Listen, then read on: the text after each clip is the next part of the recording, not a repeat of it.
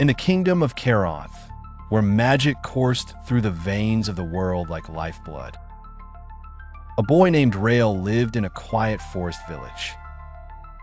His family were humble woodcarvers, and Rael knew nothing of the wars of the great houses, or the magic that shaped the world beyond the trees. That changed the night the Ember Wolf came. The Ember Wolf wasn't a beast, but a man, Lord Varkle, warlord of the Crimson Claw. He came with fire mages and blades that drank light. Rael's village had refused to kneel to the Crimson Claw, hoping to remain forgotten. They were wrong. Rael watched from a hollow under the roots of a giant tree as his home burned. He saw his mother dragged away, his father cleaved in two. He remembered the wicked grin of Varkle, his eyes like molten coals. Rael was 10 years old when he died that night, and something else was born in his place. Rael wandered alone for days, surviving on rain and roots. His dreams were haunted by fire. Then, one night, lightning struck the forest. It didn't kill him, it entered him. The energy surged through his blood, whispering ancient names. When he awoke, his eyes burned orange. The power had a name, Skaleth, the Forgotten Flame, an elemental force once wielded by the founders of Karoth. The lightning had awakened it within him. With it came abilities.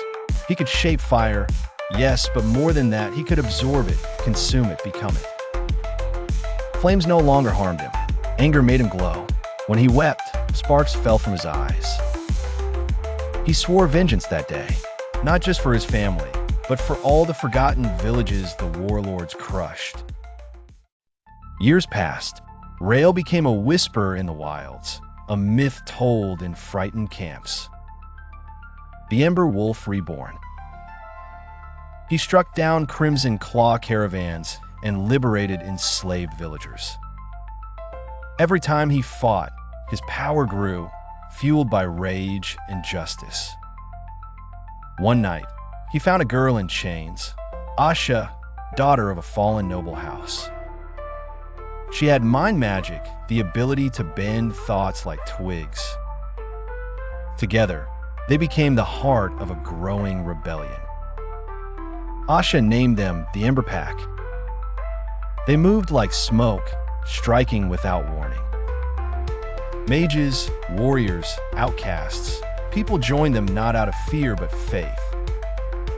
Rael became more than a boy with fire. He became a symbol. But he knew none of it mattered. Until Varkle died by his hand. Varkle ruled from a black fortress built into the side of Mount Darath. Getting in was suicide. So Rael walked through the front gate alone, under a banner of parley.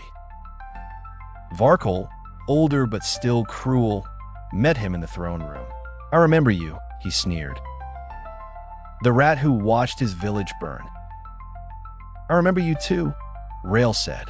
"The coward who hides behind armies."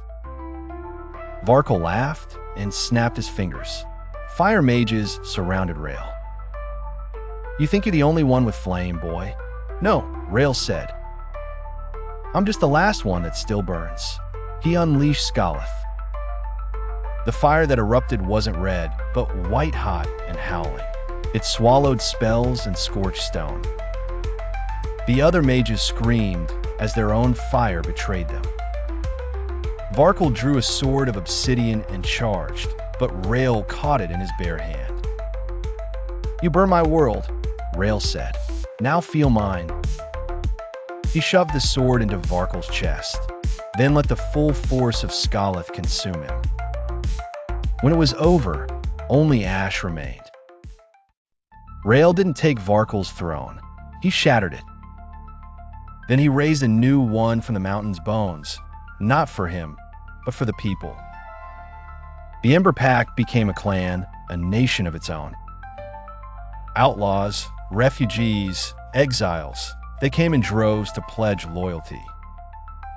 They forged laws not with chains, but oaths. Magic was taught freely. Justice was swift, and Rael ruled not as a tyrant, but as a flame that guided in darkness. But he kept the title they gave him, King of Ashes, not because his rule was cruel, but because he rose from it. Years later, children would sit by campfires and whisper the tale of the Ember Wolf, the boy who lost everything, who walked through flame, and built a kingdom on the bones of tyranny.